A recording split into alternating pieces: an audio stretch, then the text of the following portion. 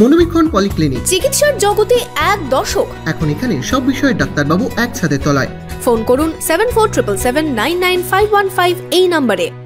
আরজিকর কাণ্ডে বিচার চেয়ে পথে ফটোগ্রাফাররা। বুধবার রাতে মোমবাতি হাতে রঘুনাথগঞ্জে পথে নামেন ফটোগ্রাফাররা।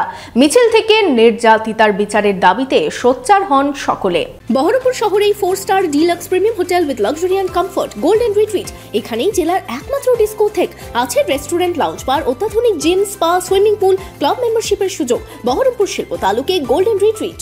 আরজিকর কাণ্ডে বিচার চেয়ে এবার পথে নামল ফটোগ্রাফার্স সমিতির সদস্যরা। রঘুনাথগঞ্জ শহর জুড়ে তারা মিছিল করল। বুধবার সন্ধ্যায় ম্যাকেঞ্জি পার্ক ময়দান থেকে শুরু হয় মৌন মিছিল। এই মিছিল পণ্ডিত প্রেস মোড়, পৌরসভা, সদরঘাট হয়ে আবার ম্যাকেঞ্জি পার্ক ময়দানে শেষ হয়। সেখানে 1 মিনিট নীরবতা পালন করেন ফটোগ্রাফাররা।